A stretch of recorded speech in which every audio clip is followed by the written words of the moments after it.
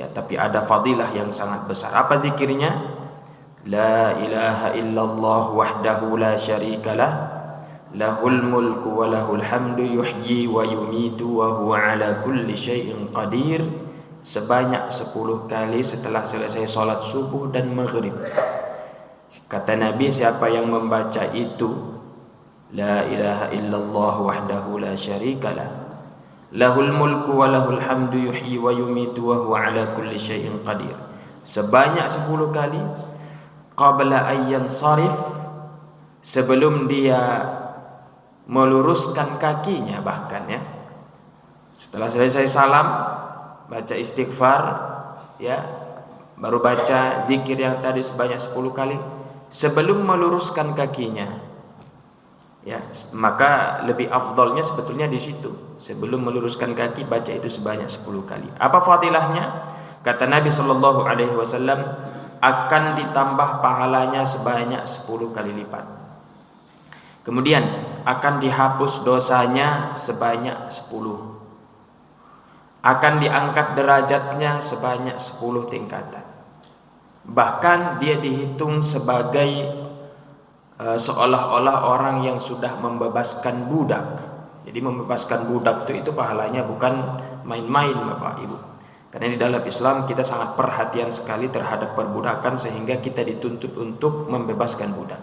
Nah, salah satu cara kita untuk mendapatkan pahala itu tanpa melakukannya adalah dengan membaca kalimat yang tadi. Sekali lagi, la ilaha illallah wahdahu la syarikalah, lahul mulku wa lahul hamdu yuhyi wa yumitu wa huwa ala kulli syai'in qadir, sebanyak 10 kali.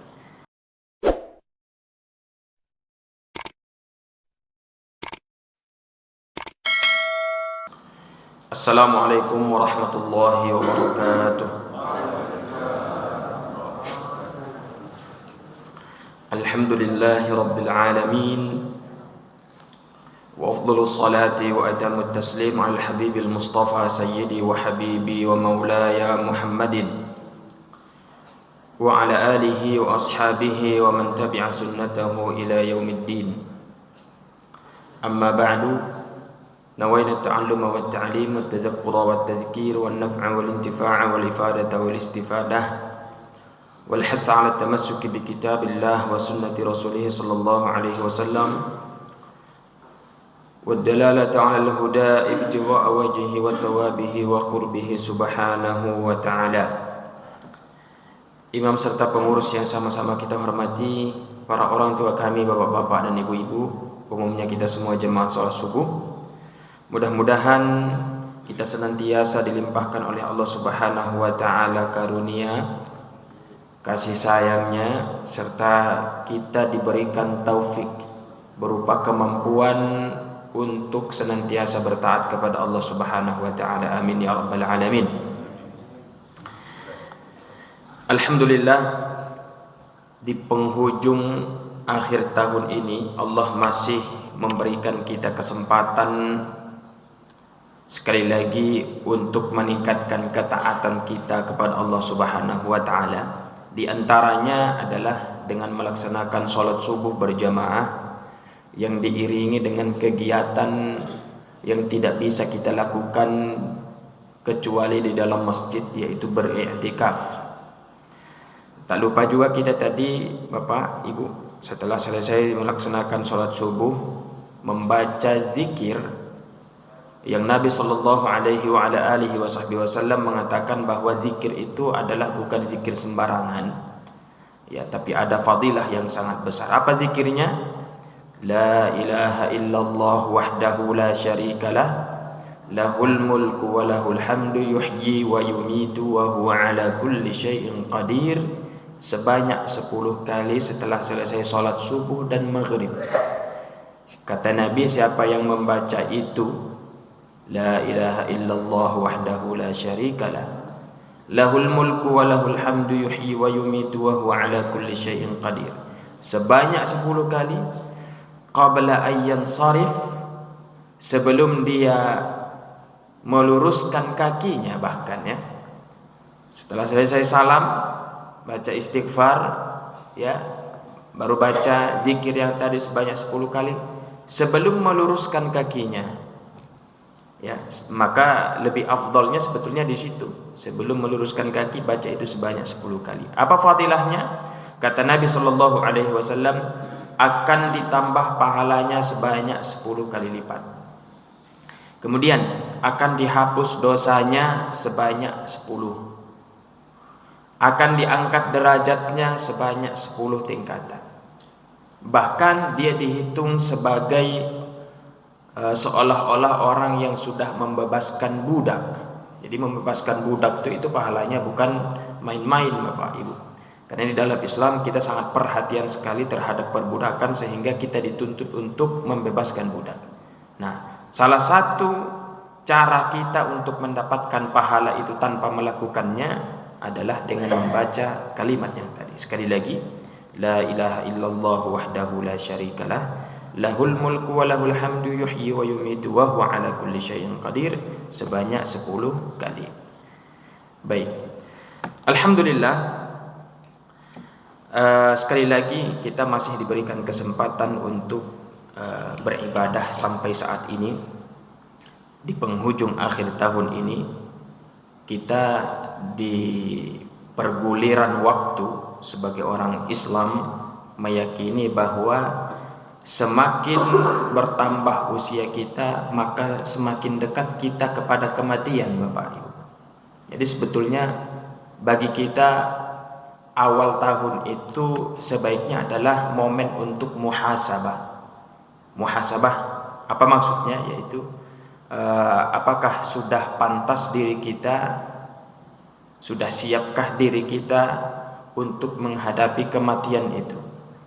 Dan kita mulai dari orang baligh, ya, mulai dari dewasa, dituntut oleh Nabi sallallahu alaihi wasallam untuk banyak-banyak mengingat kematian.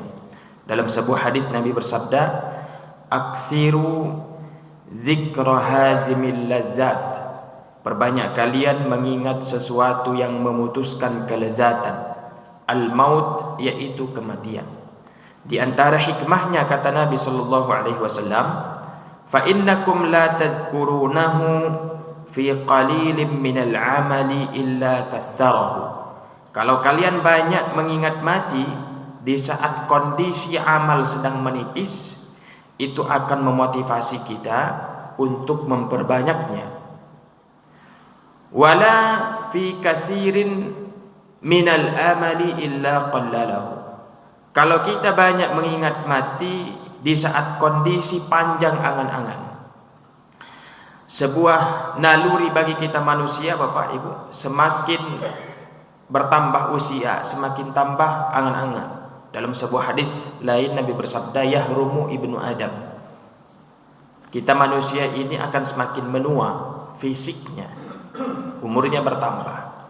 Wa yabqa lahu khaslatan. Cuman ada dua hal yang senantiasa terasa muda atau justru semakin kuat. Apa itu?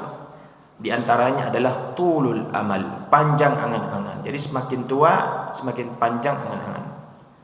Kemudian al-hirs, kerakusan terhadap al-umur dunyawiyah, pangkat, tahta, harta dan sebagainya. Nah, itu sesuatu yang normal bagi kita manusia. Tinggal kita dituntut untuk mengontrolnya saja. Jangan sampai angan-angan terlalu panjang lupa kepada akhirat. Kerakusan kita terhadap al-umur dunyawiyah yang diperbolehkan jangan sampai melalaikan kita dari mengingat akhirat. Jadi kata Nabi, kalau kita banyak mengingat mati di saat kondisi panjang angan-angan, illa qallalahu, maka mengingat mati itu akan memotivasi kita untuk mengurangi angan-angan tersebut. Maka penting sekali kita mengingat mati, baik yang tua ataupun muda. Apalagi oleh para ulama menjelaskan bahwa kalau seseorang sudah berumur 40 tahun, maka sebetulnya dia sudah berada di fase berperang dengan kematian. Hanya tinggal menunggu kapan dia kalah saja. Dia akan pasti kalah. Ya. Tapi bukan berarti orang yang belum sampai usianya 40 tahun kematian itu tidak mungkin datang kepadanya. Tidak. Biasanya kematian itu datang menjemput orang yang sudah berusia 40 tahun ke atas. Baik. Jadi sekali lagi ini adalah momen kita untuk muhasabah, ya, apakah sudah layak diri kita untuk bertemu dengan kematian itu. Cuman perlu disampaikan Bapak Ibu, kita dituntut untuk banyak-banyak mengingat mati, tapi tidak diperbolehkan untuk berangan-angan cepat mati, ya. Dalam sebuah hadis Nabi justru melarang itu. Kata Nabi, la yatamannayanna ahadukum al-maut lidurrin nazala bih. Kalian, kata Nabi, jangan berangan-angan ingin cepat mati karena ada bahaya yang menimpa dirinya. Bahaya yang menimpa diri berupa jiwa karena sakit misalkan, tidak diperbolehkan untuk berangan-angan cepat mati Bapak kalau kita tertimpa penyakit, atau tertimpa bahaya terhadap hartanya karena bangkrut misalkan, tidak diperbolehkan untuk berangan-angan cepat mati. Fa in kana la budda, kalau memang ada faktor yang diperbolehkan untuk berangan-angan mati, cepat mati. Ternyata di dalam Islam ada pula beberapa kondisi kita diperbolehkan di situ untuk berangan-angan cepat mati. Apa itu? Di antaranya adalah di waktu perang bersama orang kafir, yaitu mati syahid. Kita selalu berdoa Bapak, Allahumma amitna bimautis syuhada, matikan kami dengan cara matinya para syahid. Nah, di situ justru kita dituntut tuh untuk berdoa supaya mati syahid, ya. Itu satu. Kemudian apalagi di antaranya adalah kalau sedang berada di tanah haram Mekah atau Madinah, ya, kita dianjurkan di situ untuk berdoa kepada Allah Subhanahu wa taala agar dimatikan di situ. Jadi ada beberapa tempat kita dianjurkan untuk berdoa supaya meninggal di situ, yaitu tanah haram Mekah atau tanah haram Madinah, atau di Ilia namanya, di daerah di Filistin. Baik, jadi hanya di 3 tempat itu saja kita dituntut untuk berdoa kepada Allah Subhanahu wa taala supaya meninggal di situ. Adapun di Pekanbaru, Bapak, tidak dianjurkan kita berdoa supaya meninggal di Pekanbaru, ya, atau di Sumbar atau di tempat kita lainnya. Hanya 3 tempat itu saja, karena ada kelebihannya. Baik, sesuai janji kita sama pengurus, kita akan mencoba membuka tema tentang adab-adab yang berkaitan dengan masjid. Ini adalah kajian sederhana nih, ya, dan akan kita buka dari kitab Al-Adhkar Al-Muntakhabah min Kalami Sayyidil Abrar, karangan Syekh Abu Zakaria Yahya bin Syaraf An-Nawawi, atau yang lebih dikenal dengan Al-Imam An-Nawawi. Beliau di sini menjelaskan faslun wa yanbaghi lil jalisi fil masjidi ayyanwiya li'tikaf. Orang yang duduk di dalam masjid, kata Al-Imam An-Nawawi, itu seharusnya jangan lupa untuk berniat i'tikaf. Baik, Bapak Ibu rahmatullah subhanahu wa ta'ala, seperti yang saya sebutkan di awal bahwa kegiatan kita sekarang ini adalah bukan kegiatan yang sembarangan. Duduk di dalam masjid adalah sebuah ibadah yang tidak bisa dilakukan kecuali hanya di masjid saja. Di rumah Bapak kita tidak bisa melakukan ibadah itu. Nama ibadahnya adalah i'tikaf. Di rumah tidak bisa i'tikaf. Kaum ibu pun tidak diperbolehkan dan tidak dihitung sah i'tikaf di dalam rumah. Mungkin di sini ada sedikit khilafiyah bagi kaum ibu saja, yaitu diperbolehkan untuk i'tikaf fi musalla baitih, di tempat sholat di rumahnya. Tapi bagi kita kaum laki-laki, sepakat para ulama, i'tikaf itu hanya sah kalau dilakukan di dalam masjid. Jadi yang ada khilaf celah itu, dan ini dalam madhab kita pendapatnya lemah sekali ibu, ya. Kaum ibu diperbolehkan beriktikaf di tempat sholat di rumahnya, ya. Apa maksud dari musallal bait? Maksudnya adalah kita biasanya Bapak Ibu di rumah itu kan ada tempat khusus untuk sholat, ya. Nah, itulah namanya musalla.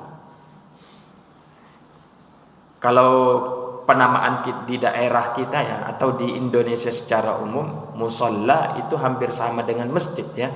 Bangunan kan, bangunan khusus untuk tempat sholat.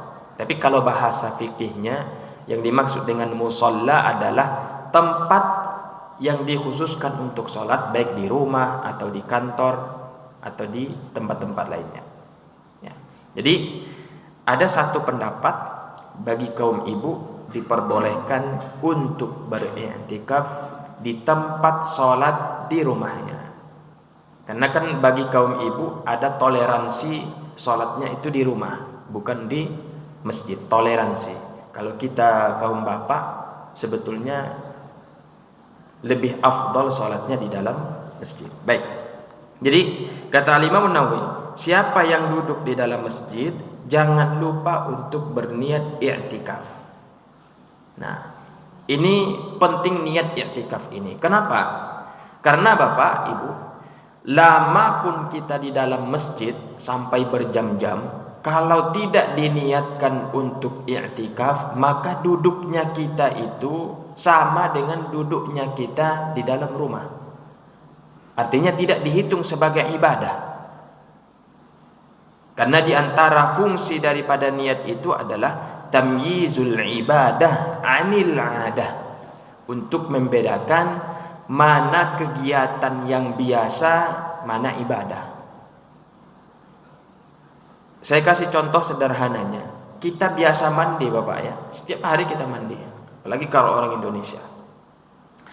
Mandinya kita itu tidak dihitung sebagai ibadah. Contohnya mandi Jumat bagi kita laki-laki ya. Kecuali kalau kita niatkan itu sebagai mandi Jumat. Jadi kemarin Bapak, kalau kita mandi di hari Jumat ya, sebelum sholat, kalau tidak diniatkan mandi Jumat di situ, itu jatuh seperti mandi biasa, mandi di hari Kamis. Nah, jadi di antara fungsi niat adalah untuk membedakan mana kegiatan yang biasa, mana kegiatan yang ibadah. Jadi duduknya kita di masjid ini pun sama. Kalau tidak diniatkan i'tikaf, maka dia hanya sebagai duduk biasa saja, bukan sebuah ibadah. Maka diharuskan setiap masuk masjid jangan lupa untuk berniat i'tikaf. Tidak ada ulama yang mengatakan bahwa niat itu adalah yang dilafazkan. Semua ulama sepakat bahwa niat yang dimaksud dengan niat adalah yang tersimpan di dalam hati ketika ingin melakukan kegiatan. Itulah yang dimaksud dengan niat. Adapun ketika ulama-ulama dalam mazhab Syafi'i menjelaskan lafaz-lafaz niat, itu hanya untuk membantu memantapkan apa yang ada di dalam hati. Maka kalau terbesit dalam diri kita di saat duduk di masjid ini untuk beriktikaf karena Allah Ta'ala, itu saja sudah cukup. Dan itulah kewajibannya. Cuman kalau ingin membantu supaya mantap niatnya, barulah disunnahkan untuk dilafazkan. Apa lafaz niat i'tikaf itu? Yaitu nawaitul i'tikaf fi hadzal masjid ma dumtu fihi lillahi ta'ala. Kalau dibahasakan dengan bahasa Indonesia, sengaja aku beriktikaf di dalam masjid ini selama aku di dalamnya, sunnah karena Allah Ta'ala. Ya, tapi seperti yang saya sebutkan tadi, yang penting terbesit dalam pikiran kita ingin melakukan i'tikaf di saat kita duduk di dalam masjid, itu sudah sah sebagai niat i'tikaf. Baik, jadi itu wayam baghilil jalisi fil masjid ayyan wal i'tikaf. Orang yang duduk di dalam masjid jangan lupa untuk berniat i'tikaf, karena itu adalah ibadah yang tidak sembarangan, yang hanya bisa dilakukan di dalam masjid. Baik. Oleh sebagian mufassirin menafsirkan ayat innama ya'muru masajidallahi man amana billahi wal yaumil akhir ila akhirih.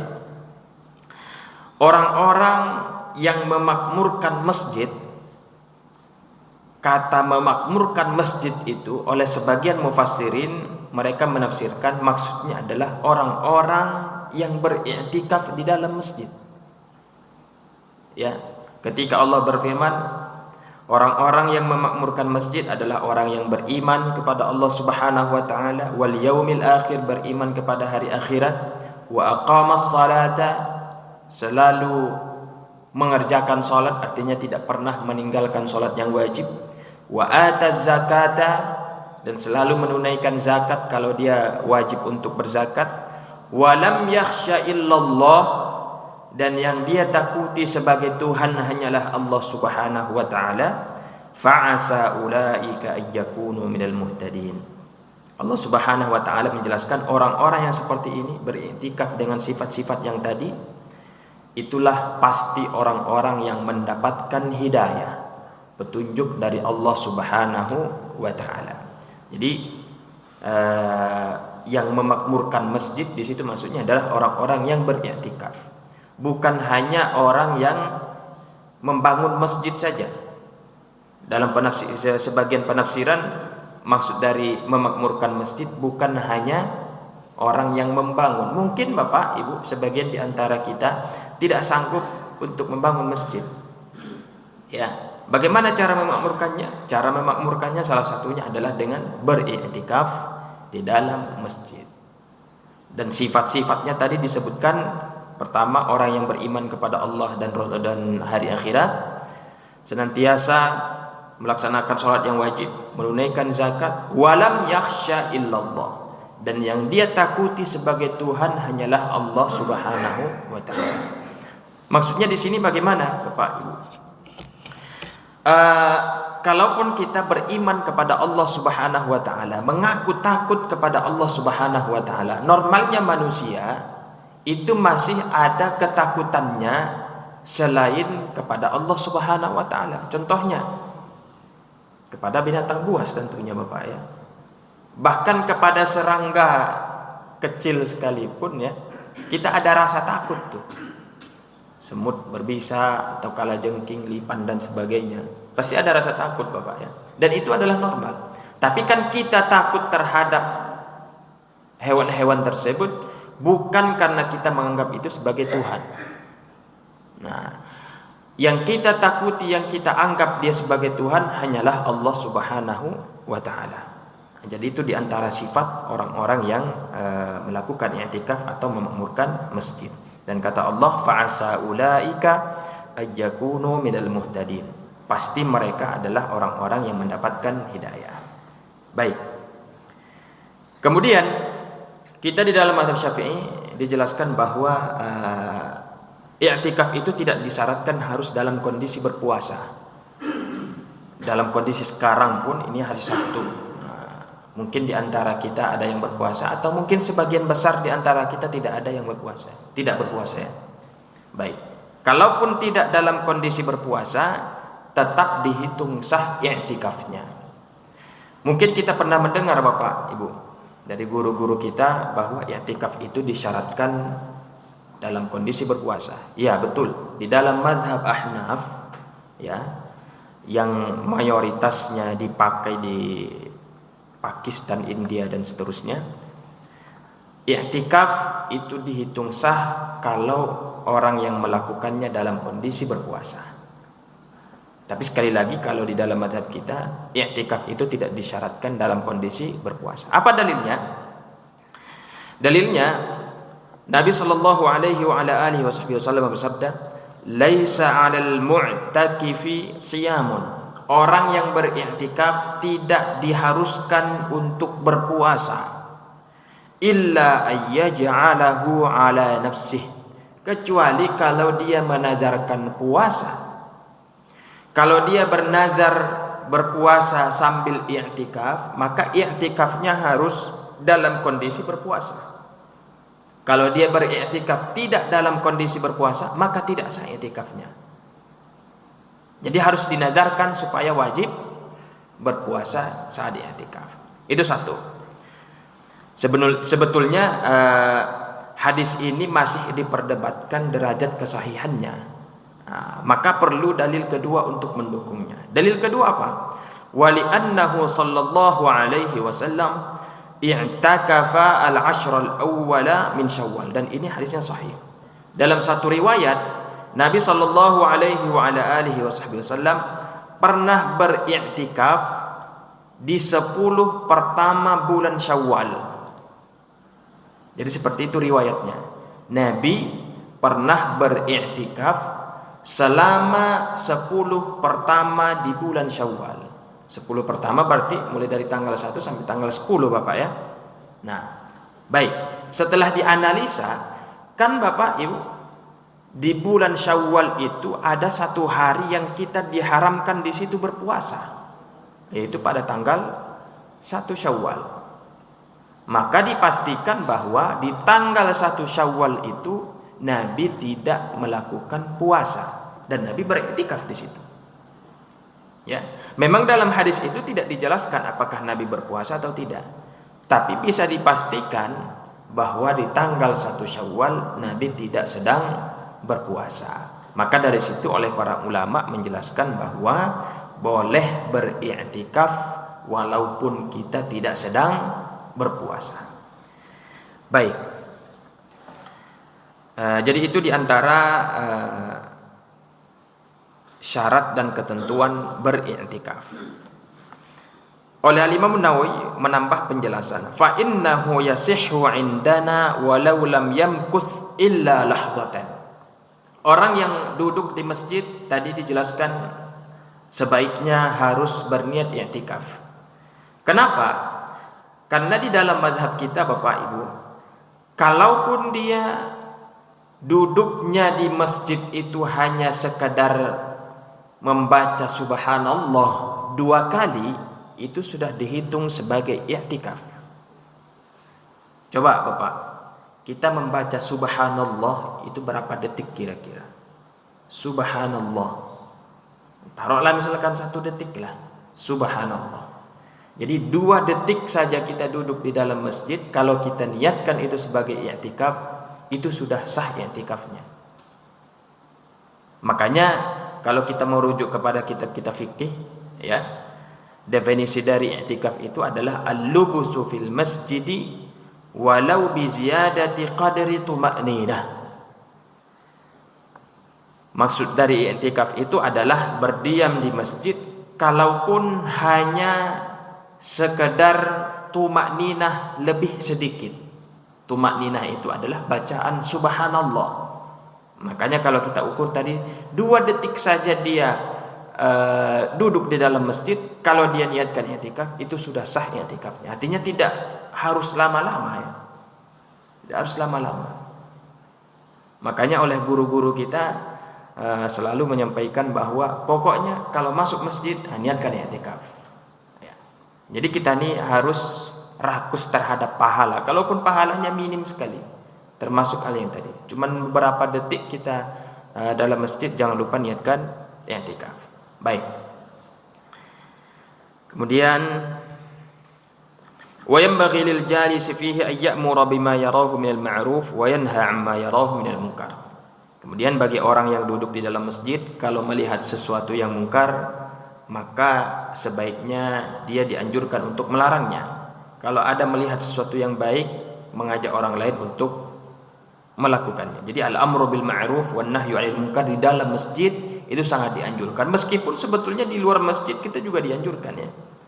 Karena al-amru bil ma'ruf wan nahyu 'anil munkar itu salah satu fardun min furudil kifayah. Kalau ma'rufnya wajib, kalau mungkarnya haram. Jadi maksud dari al-amru bil ma'ruf adalah menyuruh untuk melakukan kewajiban. Mengajak orang lain untuk melakukan kewajiban itu hukumnya adalah fardu kifayah. Sama seperti penyelenggaraan jenazah. Mungkin yang sering kita dengar di antara contoh fardu kifayah yaitu penyelenggaraan jenazah yang 5. Memandikan, mengkafani, mensolatkan, membawa dan menguburkan. Termasuk membawanya ya, itu termasuk fardun min furudil kifayah. Kemudian selain itu apa?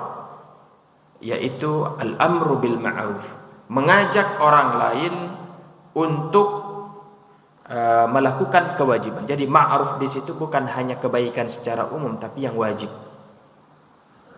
Ya, mengajak orang lain untuk sholat itu hukumnya wajib, Bapak. Tapi wajibnya apa? Fardu kifayah. Baik. Wan nahyu 'anil munkar juga begitu. Melarang kemungkaran maksud di situ adalah yang diharamkan. Jadi melarang orang memperjualbelikan minuman keras di sekitar kita itu hukumnya wajib bagi kita masing-masing. Wajibnya apa? Wajib kifayah atau fardu kifayah. Artinya kalau misalkan nih di Pekanbaru ada tempat-tempat yang di situ diperjualbelikan minuman keras, tidak ada satupun di antara kita yang melarangnya, maka seluruh warga Pekanbaru dihitung berdosa. Karena itu adalah fardun min furudil kifayah. Jadi ini kewajibannya adalah kepada kita pribadi. Begitu juga kepada pemerintah. Makanya secara fikihnya pemerintah diwajibkan untuk membuat sebuah lembaga khusus untuk al-amru bil ma'ruf wan nahyu 'anil munkar. Ya kepolisian lah. Ya. Baik, jadi pemerintah itu sebetulnya wajib membuat kepolisian. Supaya ada orang yang mengajak kepada kewajiban dan juga melarang sesuatu yang diharamkan. Baik. Dan di dalam masjid itu sangat dianjurkan. Bahkan baik, setelah itu qala ba'du ashabina man dakhala al-masjida falam yatamakkan min salati tahiyatil masjid imma li hadatsin wa imma li syughlin aw nahwi yustahabbu an yaqula arba'a marrat subhanallah walhamdulillah wa la ilaha illallah wallahu akbar. Kemudian Imam Nawawi menjelaskan, siapa yang masuk ke dalam masjid kemudian tidak memungkinkan bagi dia untuk melakukan salat sunnah tahiyatul masjid, karena di antara adab kita terhadap masjid adalah siapa yang masuk ke dalam masjid jangan duduk sebelum melakukan salat 2 rakaat. Itu bahasanya Nabi SAW. Jangan duduk kecuali setelah melakukan salat 2 rakaat. Nah, setelah Nabi maka dibahasakanlah salat yang 2 rakaat itu sebagai tahiyatul masjid. Kalau Nabi sebetulnya menjelaskannya adalah salat 2 rakaat secara umum. Maka dari itu oleh para ulama menjelaskan bahwa salat tahiyatul masjid itu bisa saja digabungkan dengan salat yang lain. Kita masuk ke dalam masjid, Bapak. Orang sudah selesai adzan subuh tadi misalkan. Artinya sudah waktunya salat sunnah qabliyah subuh. Nah, maka salat sunnah tahiyatul masjidnya gabungkan saja dengan qabliyah subuh. Apa dalilnya? Dalilnya tadi, siapa yang masuk ke dalam masjid maka jangan duduk sebelum salat 2 rakaat. Nabi tidak menjelaskan secara khusus nama salatnya. Yang penting salat minimal 2 rakaat. Maka kalau dia tahiyat masuk ke masjid langsung qabliyah subuh, itu sudah sah tahiyatul masjidnya. Atau bahkan dia masuk ke masjid, orang sudah mau sholat subuh nih, ya, maka tahiyatul masjidnya silahkan digabungkan bersama sholat subuhnya, ya, karena Nabi melarang duduk sebelum melakukan sholat secara umum, apapun sholatnya, baik sholat sunnah qabliyah subuh atau sholat subuh, dan tahiyatul masjidnya itu masuk ke situ. Baik, tapi kalau misalkan tidak melakukan sholat, ya, dia masuk ke masjid dan tidak memungkinkan bagi dia untuk melakukan sholat, imma li hadasin, bisa jadi karena dia sedang berhadas, artinya batal wudu. Boleh kita masuk masjid, Bapak, dalam kondisi batal wudu, tidak berwudu? Boleh, Bapak? Masuk ke masjid sebelum berwudu, boleh? Nah, boleh ya. Kita sepakat tuh ya. Baik. Cuman mungkin yang jadi perdebatan itu apa hukumnya? Kita sepakat boleh, tapi kan yang boleh itu tidak selamanya sama hukumnya. Yang mubah itu boleh, sunnah itu boleh, wajib itu boleh, makruh pun boleh. Ya. Jadi untuk menetapkan hukumnya lah mungkin yang terjadi perdebatan.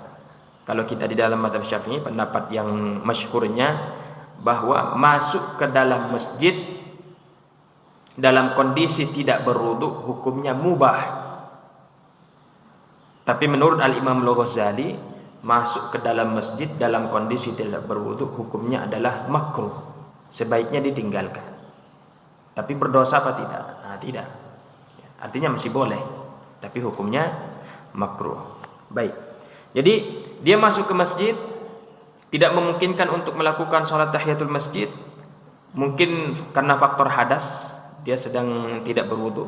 Wa imma li syughlin, atau karena ada kesibukan lain. Au nahwi, atau semisalnya, malas rasanya untuk sholat sunat tahiyatul masjid, Bapak Ibu. Ya, dalam kondisi ngantuk misalkan. Dia niatnya mau masuk ke masjid itu memang untuk i'tikaf saja, untuk duduk sambil istirahat. Ya, atau baring-baring sambil istirahat i'tikaf. Karena beriktikaf itu kan tidak mesti duduk juga, tidak mesti dalam kondisi sholat juga, berbaring pun dihitung iktikaf kalau diniatkan, ya. Baik, jadi dia masuk ke masjid niatnya untuk istirahat sambil iktikaf, malas rasanya untuk sholat sunnah tahiyatul masjid.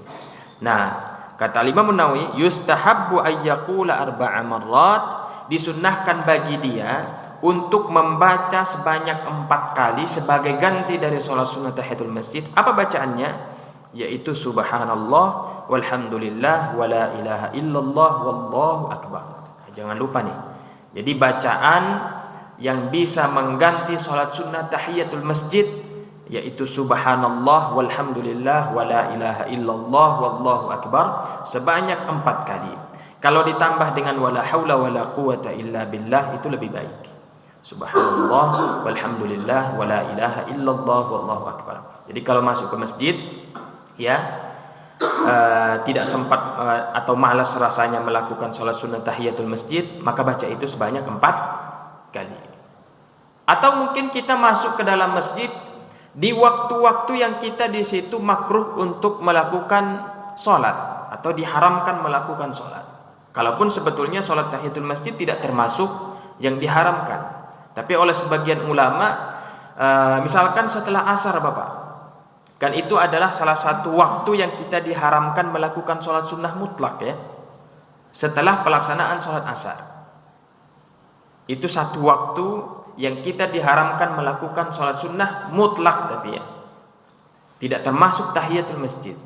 Tapi sebagian ulama, meskipun dia sholat sunnah tahiyatul masjid, dia menjaga khilafiyah di situ.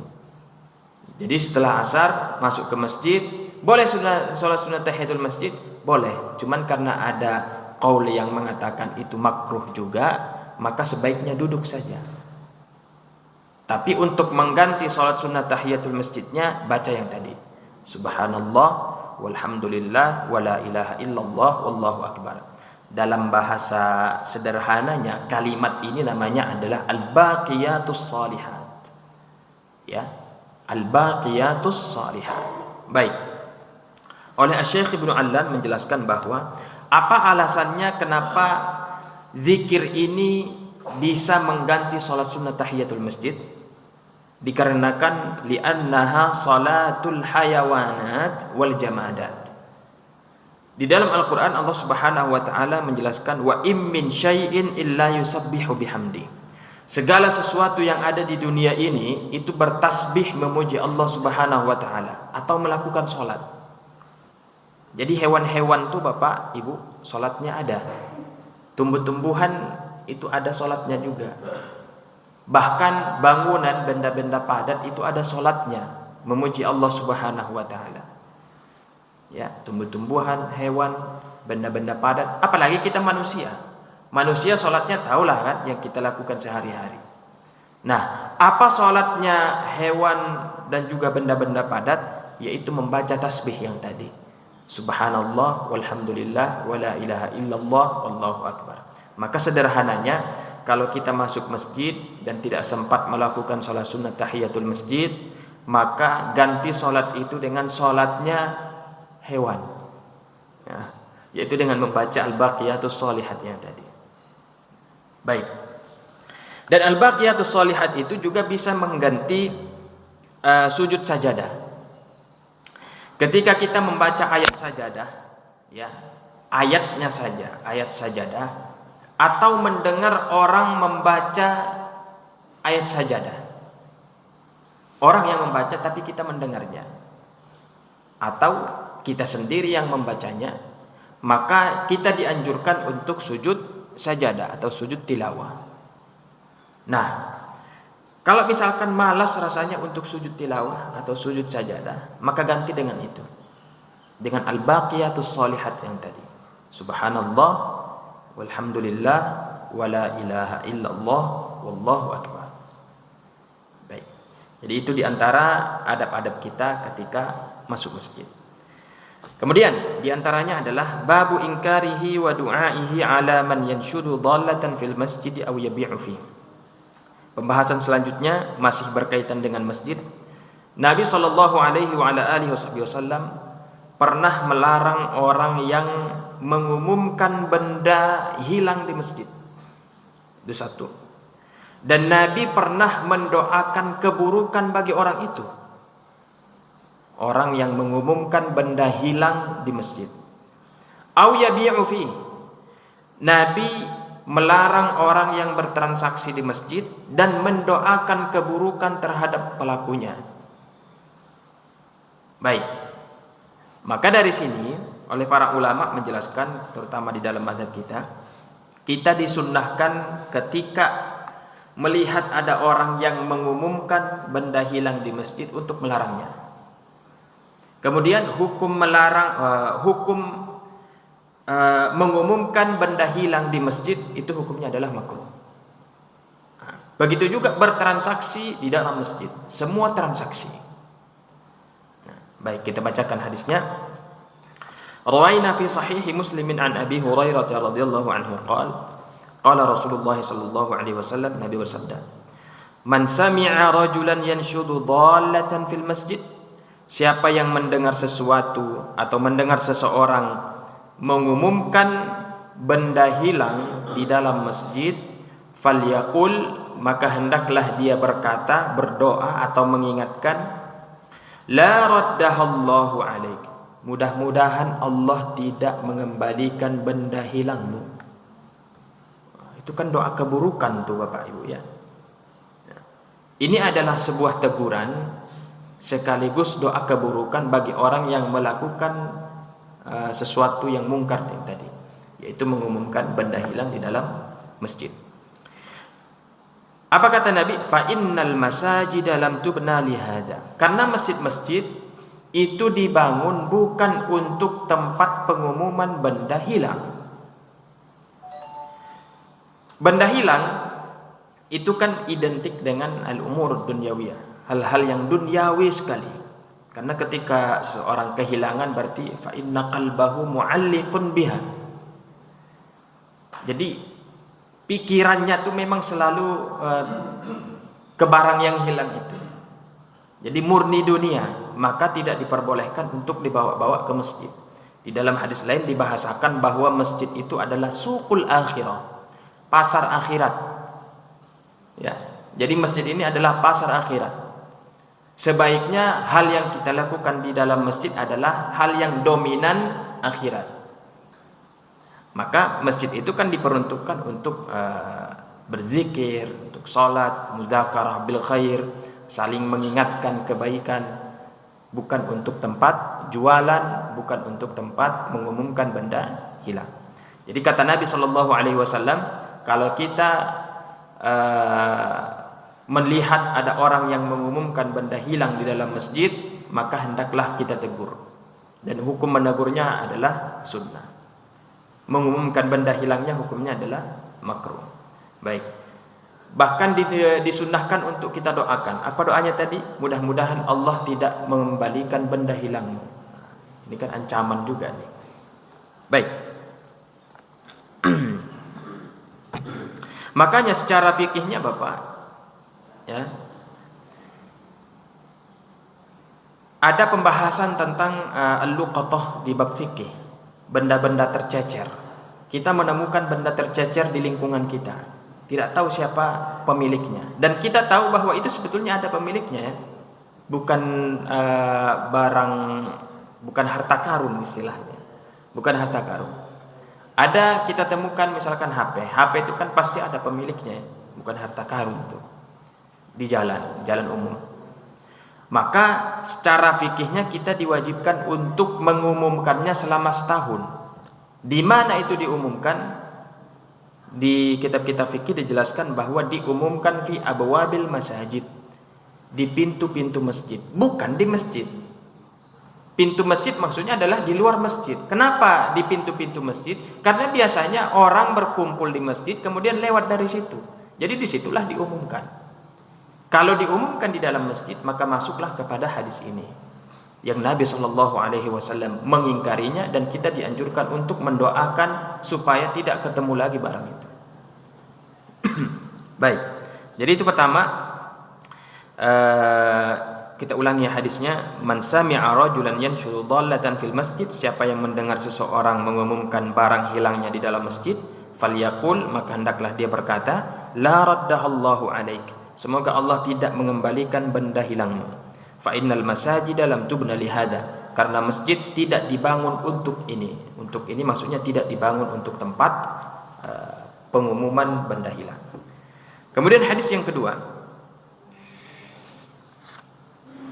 وروينا في كتاب الترمذي في آخر كتاب البيوع منه عن أبي هريرة رضي الله عنه أن رسول الله صلى الله عليه وسلم قال, Nabi bersabda, إذا رأيتم من يبيع أو يبتاع في المسجد, apabila kalian melihat orang yang menjual sesuatu, أو يبتاع, atau membeli sesuatu, fil masjid, di dalam masjid, faqulu, maka bacakan kalianlah atau sampaikan atau tegurlah, la arbahallahu tijaratak, semoga Allah tidak memberikan keuntungan terhadap jual belimu. Ini hadis Nabi nih. Kalau kalian melihat ada orang yang melakukan jual beli di dalam masjid, maka katakan itu, semoga Allah tidak memberikan keuntungan. Wa idza ra'aitum man yanshudu fihi dhallatan, ini sambungan menyambung ke hadis yang tadi. Apabila kalian melihat orang yang mengumumkan benda hilangnya, faqulu la raddallahu alaik, mudah-mudahan Allah tidak mengembalikan benda hilangmu. Qala Tirmidzi haditsun hasan. At-Tirmidzi mengomentari hadis ini statusnya adalah hasan. Baik. Makanya kita di dalam mazhab Syafi'i bahwa dimakruhkan untuk melakukan semua transaksi di dalam masjid. Ini semua transaksi Bapak Ibu ya, bukan hanya menjual saja, bukan hanya membeli saja.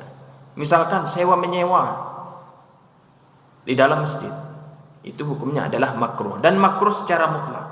Meskipun dia hanya sedikit saja tidak menjadikan kebiasaan. Dia tidak buka lapak Bapak di masjid. Cuman kebetulan ada orang yang mau beli di masjid. Tidak sampai buka lapak, betul dia buat tokonya dalam masjid, itu tidak.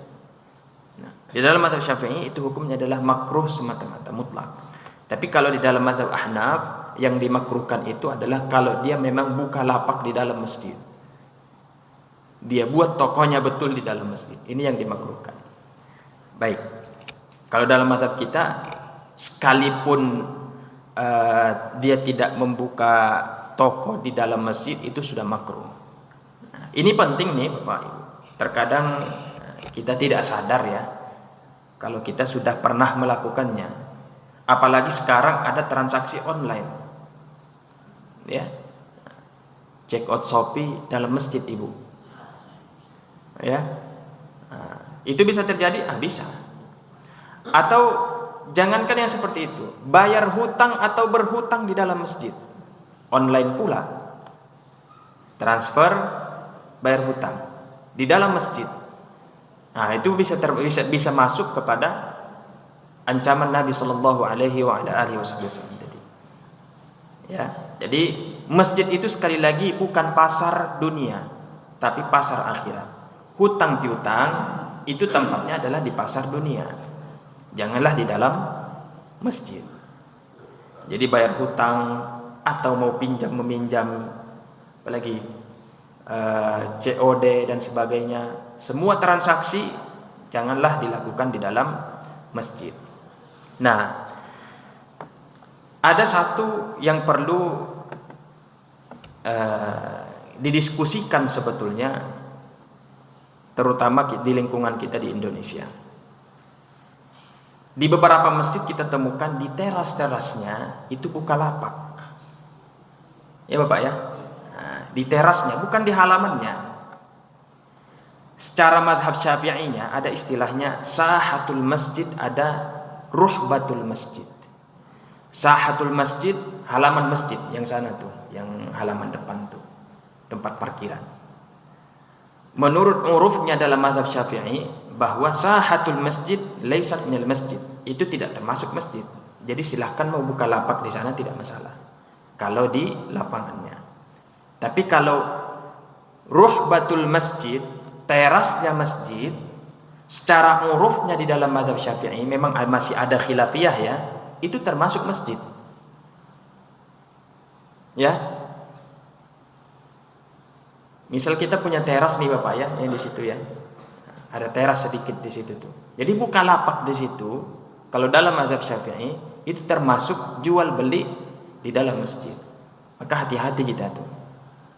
Saya kalau menemukan tempat yang seperti itu selalu saya sampaikan.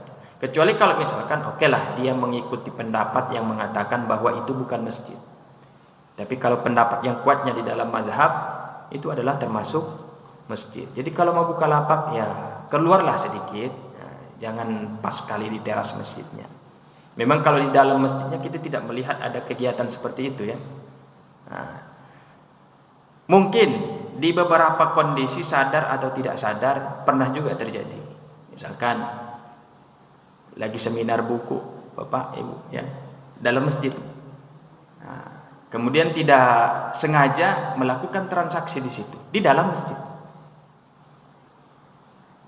Dalam masjid ada acara seminar buku atau seminar Al-Quran, jual beli Al-Quran di dalam masjid atau jual beli buku di dalam masjid. Hati-hati, khawatirnya jatuh kepada hadis yang tadi. Tidak diperbolehkan semua transaksi di dalam masjid. Nah, termasuk juga tadi yang saya sampaikan adalah teras masjid. Karena menurut urufnya dalam mazhab Syafi'i teras masjid itu adalah minal masjid, termasuk masjid. Kecuali kalau di halamannya. Baik, kita bacakan sekali lagi hadisnya. Idza ra'aitum man yabi'u aw yabta'u fil masjid faqulu la arbahallahu tijaratak. Apabila kalian melihat orang yang berjual beli di dalam masjid, maka bacakanlah doa ini, mudah-mudahan Allah tidak memberikan keuntungan terhadap bisnismu. Baik.